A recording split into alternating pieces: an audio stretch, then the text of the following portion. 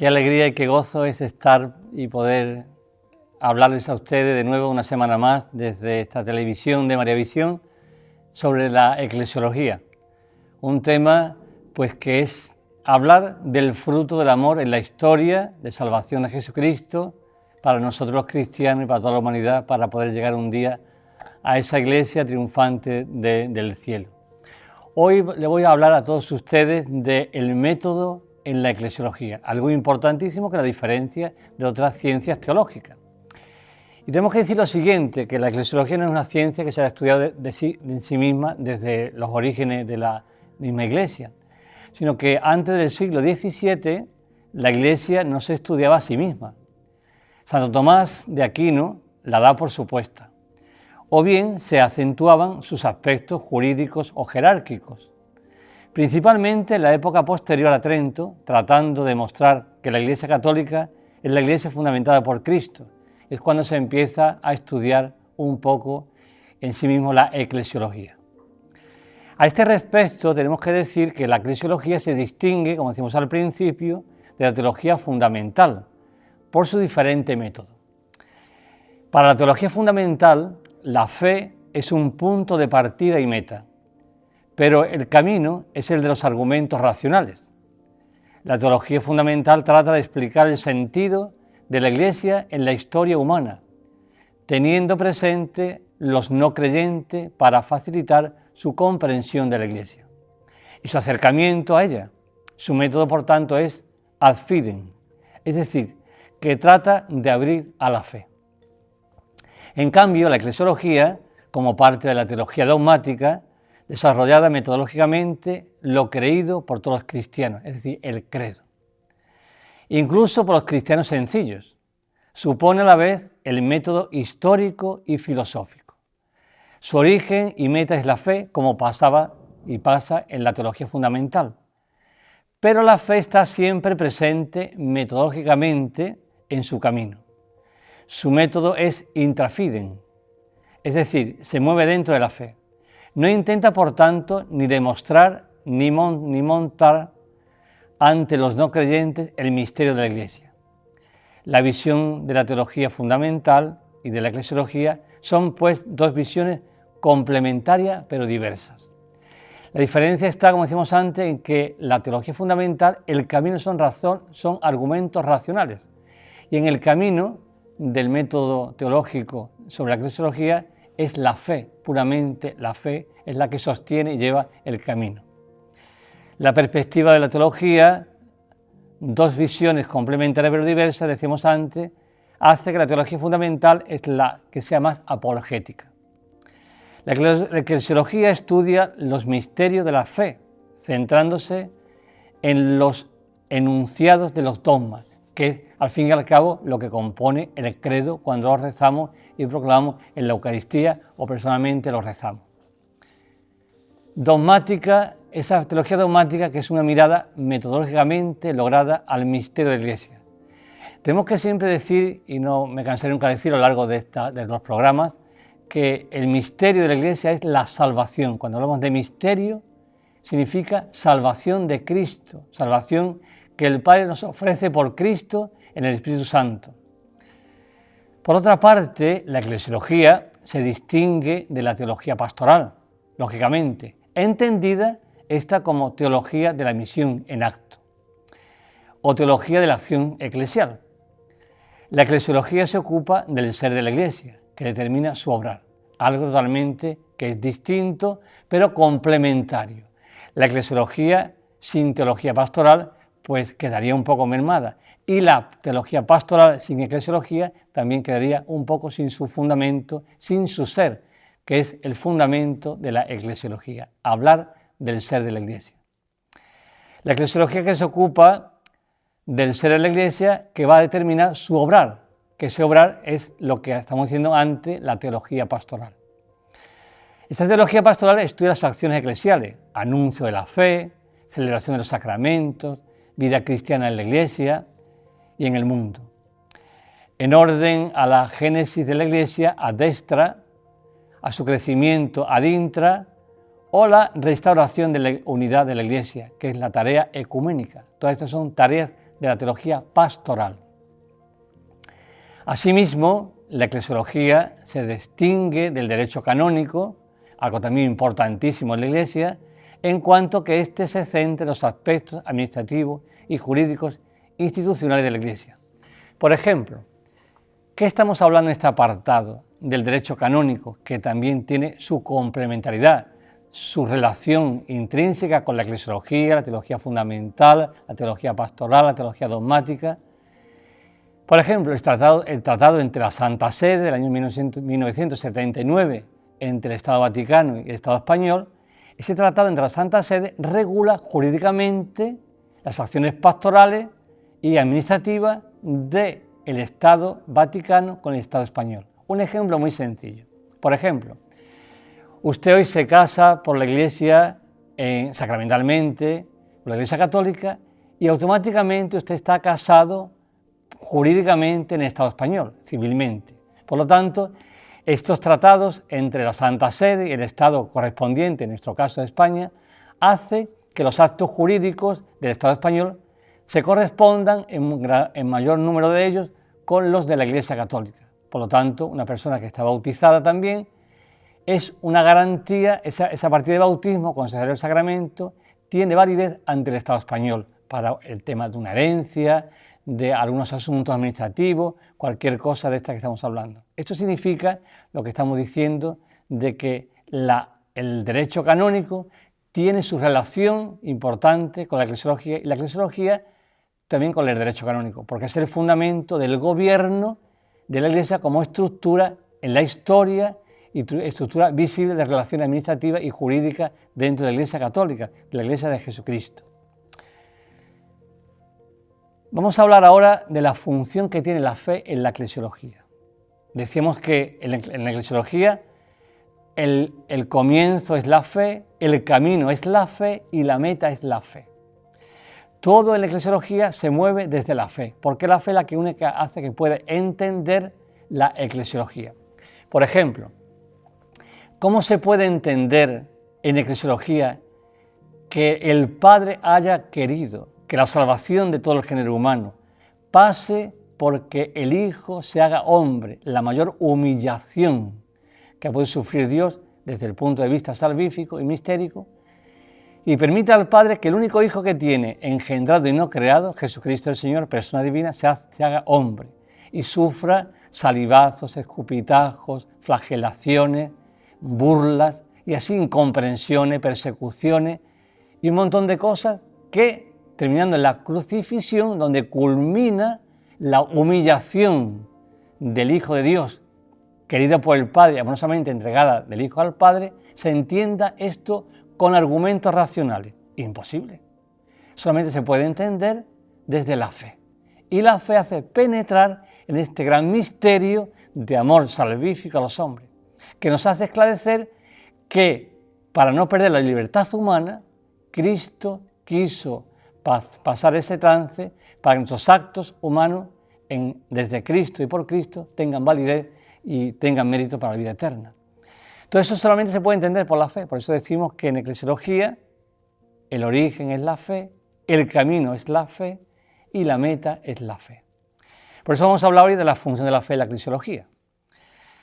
¿Cómo acontece en toda la teología la eclesiología que mira a la Iglesia con objeto de fe? El objeto siempre en la eclesiología es la fe. Esto quiere decir que solamente la fe conoce la capacidad para aceptar el misterio de la Iglesia en plenitud de sentido. Una persona que no tenga fe es imposible permanecer en la Iglesia. Por eso, para entrar en la Iglesia, formar parte de la Iglesia, hace falta el sacramento del bautismo, donde se nos concede no solamente la filiación divina, por supuesto, el perdón del pecado original, sino que nos concede la fe, esperanza y caridad en este sacramento, como en todos los sacramentos que recibimos, para que nuestra fe se vaya aumentando, consolidando, fecundando. Por eso, la eclesiología, el objeto siempre es la fe. Podemos hablar de tres aspectos de la fe como objeto. La fe, la fides qua, fe mediante por la cual se cree. es decir, el don de Dios para creer. La fe es una virtud teologal, como bien sabemos, y por lo tanto es un don de Dios, inmerecido. Por eso los cristianos, los católicos, debemos de pedir todos los días con humildad que el Señor nos conserve en la fe, nos conserve en su iglesia y aumente nuestra fe. Es una petición que con humildad debemos de hacer todos los días, porque la fe es un don, ese don que dice y estudia la eclesiología. Esto corresponde en el creyente a una actitud de apertura y entrega, que es la dimensión subjetiva de la fe.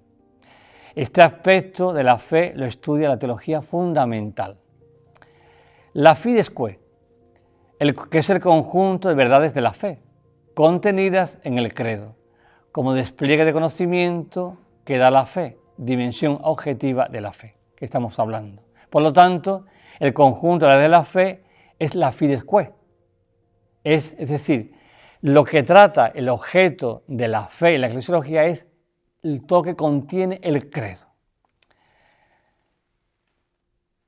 Este aspecto es lo que estudia la teología dogmática y por lo tanto la eclesiología, que es la que se refiere a la Iglesia, esposa de Jesucristo.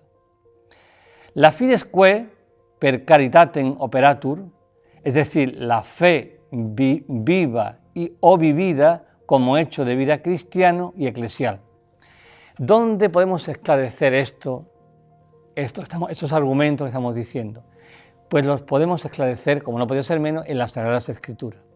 Tenemos siempre que entender que todo estudio teológico, todo desarrollo sistemático, estudio sistemático, sea de teología pastoral, de eclesiología, de teología fundamental, de derecho canónico, todas las ramas y todas las áreas teológicas de la Iglesia tienen su fundamento y raíz en las Sagradas Escrituras. Nada se puede decir ni inventar que no tenga su fundamento en las Sagradas Escrituras, porque es la palabra de Dios, donde se contiene todo, donde está todo dicho.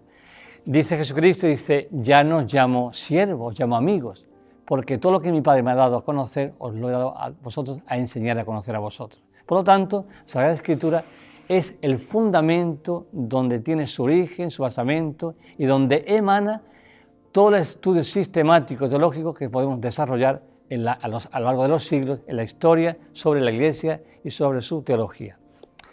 Vamos a sacar en una primera cita en la que es, por ejemplo, la de Gálatas 5:6. Está aquí. Veremos cómo es siempre enriquecedor ver las Sagradas Escrituras de la mano. Y dice Gálatas 5:6, dice lo siguiente: nosotros, en cambio, esperamos la justicia, anhelada por medio del Espíritu y de la fe, porque si pertenecemos a Cristo Jesús, ni la circuncisión ni la incircuncisión tienen eficacia, sino la fe que actúa por la caridad. Por tanto, San Pablo está diciendo en la carta a los Gálatas 5, versículo 6, está diciendo que la fe es la que actúa y hace mover el alma, la persona, los hechos y convertirlos en un lugar teológico, es decir, convertirlo en un lugar de santidad, en una persona santa, la fe. Tenemos otra cita, vamos a decir ahora, también importante, que es la de Éfesos 4:15. Y dice lo siguiente.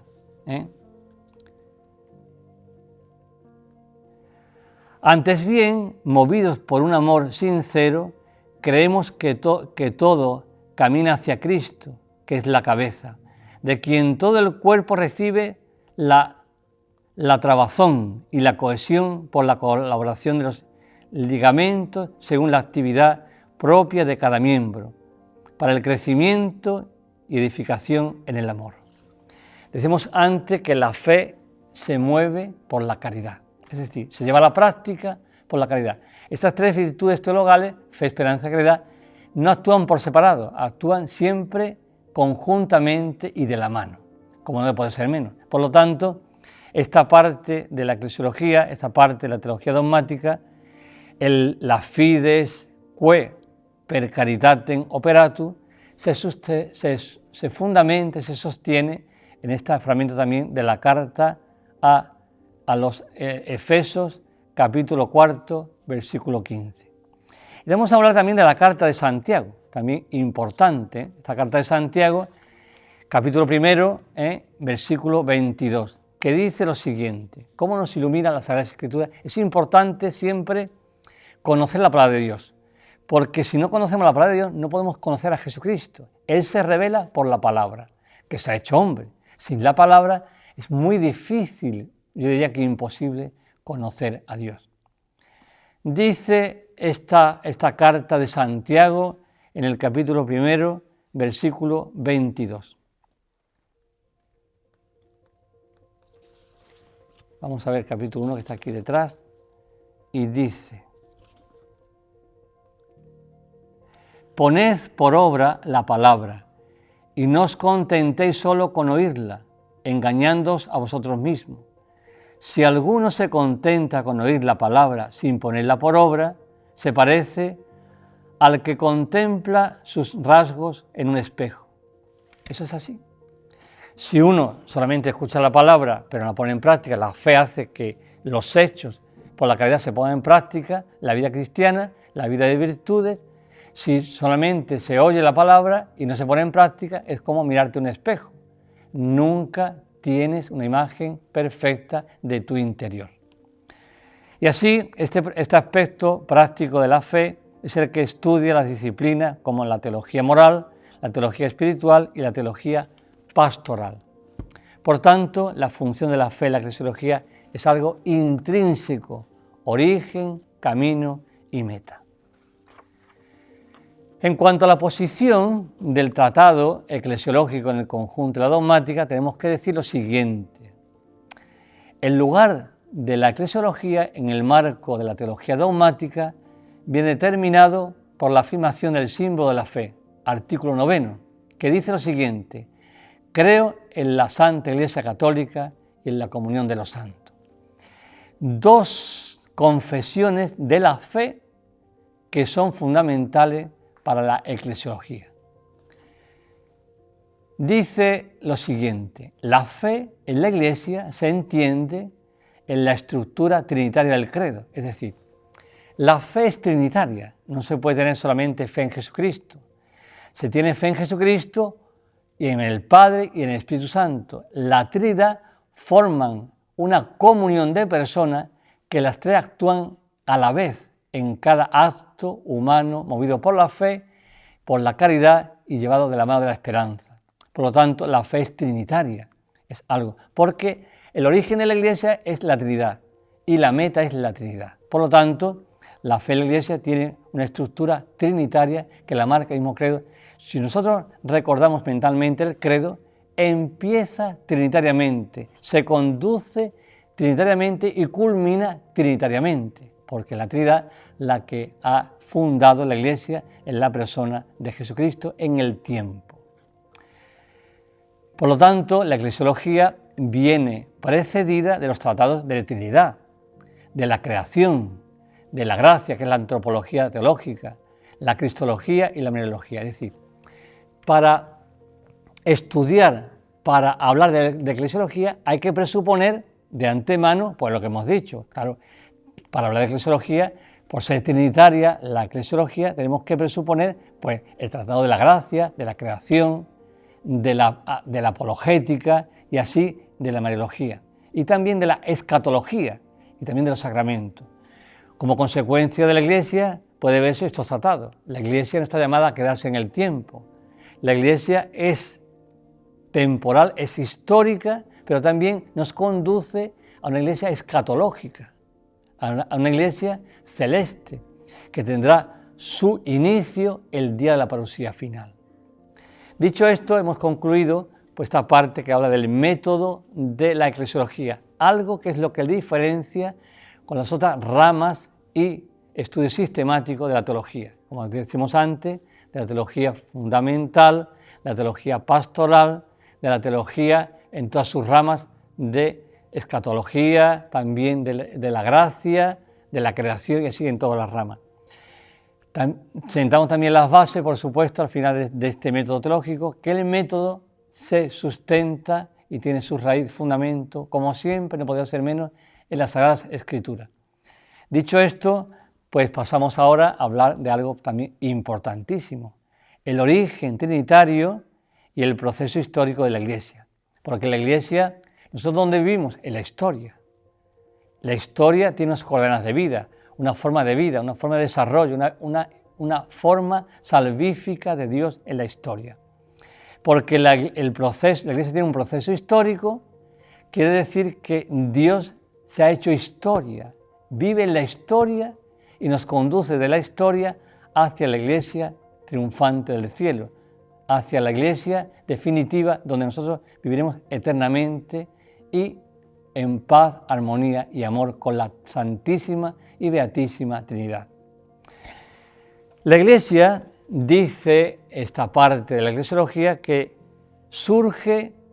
no surge por casualidad, por supuesto, ni al albur de los acontecimientos. La Iglesia es un proyecto trinitario de amor. Cuando hablamos de Dios, tenemos que hablar siempre y pensar en el amor que Dios nos tiene, un amor salvífico, un amor que nos ama tanto que quiere salvarnos del pecado original, del pecado estructural, del pecado personal, para que podamos vivir eternamente con Dios uno y trino. Toda la operación exterior distinta ha sido planeada desde la eternidad. Por lo tanto, ¿cuándo ha sido pensada la Iglesia? Desde toda la eternidad. No ha sido pensada en un momento concreto, sino desde toda la eternidad ha sido pensada por el Padre, para que el Hijo la funde en la historia y el Espíritu Santo la haga fecunda, la haga llevar hasta el día del juicio final. Toda la operación exterior divina ha sido planteada desde la eternidad, por las tres personas divinas, y también de modo eminente la Iglesia, que existe por el designio amoroso del Padre, fue fundada en el tiempo por Jesucristo, al hacerse hombre, el Verbo encarnado, y es continuamente vivificada por el Espíritu Santo. Por eso decíamos antes en otro programa que la Iglesia fundada por Cristo en la historia no se constituye, es un proceso, no se constituye en un momento dado, en una acción salvífica de Cristo, sino que es un proceso histórico que empieza con la encarnación y termina en Pentecostés, culmina en Pentecostés. Por lo tanto, la Iglesia ha sido pensada por Cristo amorosamente, por el Padre desde toda la eternidad, para que tenga una estructura trinitaria como su origen y su meta, y después, en este tiempo histórico, en esta Iglesia histórica, pues la Iglesia pueda tener un proceso. Cara a los hombres, el desarrollo de este gran proyecto divino, eterno, de la Santísima Trinidad, constituye la llamada historia de la salvación. Por eso se habla que la Iglesia es una historia de salvación. Una historia de salvación que, personalmente, cada uno tenemos una historia de salvación con Cristo, con Dios. Desde que nacemos hasta que morimos, esa es nuestra historia de salvación propia, que es una historia siempre de amor trinitario a la persona o de amor trinitario a la Iglesia. Es decir, el proyecto cronológico, no temporal, por tanto, ni desencarnado, seguido por la misericordia de Dios, para ofrecer a los hombres la liberación de sus pecados y la bienaventuranza eterna. ¿Qué estamos diciendo con esto? Que el pecado es lo que entorpece, anula, vela o descafeina la vida cristiana. Eso es lo que Cristo viene a nosotros, a erradicar el pecado y mediante esta radicalización del pecado, poder nosotros alcanzar la vida eterna por los sacramentos. La historia de salvación comenzó, ¿en qué momento? Pues comenzó con la caída de Adán en la historia. Y Eva, que pasó por la elección del pueblo de Israel, pueblo de Dios que alcanzó su centro y culmen en la encarnación, en la muerte y resurrección de Jesucristo, el Salvador. Y prosigue ahora su discurso hasta completarse al final de los tiempos con la instauración definitiva del reino de Dios. Por lo tanto, ¿dónde comienza la historia de salvación? Comienza con Adán y Eva. A través de Adán y Eva, pues lo que hace Jesucristo, el Padre y el Espíritu Santo, es fundar el pueblo de Israel, que es el pueblo previo al pueblo cristiano de Dios, a la Iglesia de Jesucristo. Por lo tanto, ¿qué papel corresponde a la Iglesia en ese itinerario? Pues cabe decir, por voluntad divina, no solo forma parte de la historia de la salvación, sino que la protagoniza desde hace 2000 años. Tanto es así que se denomina con propiedad tiempo de la Iglesia. La historia de salvación en la Iglesia católica se llama tiempo de la Iglesia. Fundación por Cristo y la venida del Espíritu Santo en Pentecostés hasta su futura consumación al final de los siglos. Culminamos leyendo este número 732 del Catecismo de la Iglesia Católica, que dice lo siguiente, para que veáis cómo el catecismo es algo fundamental en la eclesiología. Y dice en el número 732: en este día se revela plenamente la Santísima Trinidad. Desde ese día el reino anunciado por Cristo está abierto a todos los que creen en Él, en la humildad de la carne y en la fe. Participan ya en la comunión de la Santísima Trinidad, con su venida que no cesa nunca desde la historia hasta la eternidad. El Espíritu Santo que hace entrar al mundo en los últimos tiempos, el tiempo de la Iglesia, el reino ya heredado, pero todavía no consumado, que será el día de la parucía final. Pues, queridos de televidente de María Visión, muchísimas gracias por estar ahí otra semana más y esperemos que Dios nos conceda la gracia de poder seguir estudiando, formando, enseñando lo que es la eclesiología, algo totalmente apasionado que Jesucristo nos ha dejado como expresión en la historia que es su Iglesia. Una ciencia teológica que nos hace descubrir cuánto nos ama Dios, cuánto le quiere Dios, cuánto ha vivido Dios, ha padecido Dios, ha sufrido Dios, para que, fundando la Iglesia, tú pertenezcas a ella y desde ella podamos estar para siempre, con Jesucristo el Señor, con el Padre y el Espíritu Santo, por siempre y por toda la eternidad. Y la bendición de Dios Todopoderoso, Padre, Hijo y Espíritu Santo, descienda sobre vosotros y os acompañe siempre. Amén. Bendigamos al Señor, demos gracias a Dios.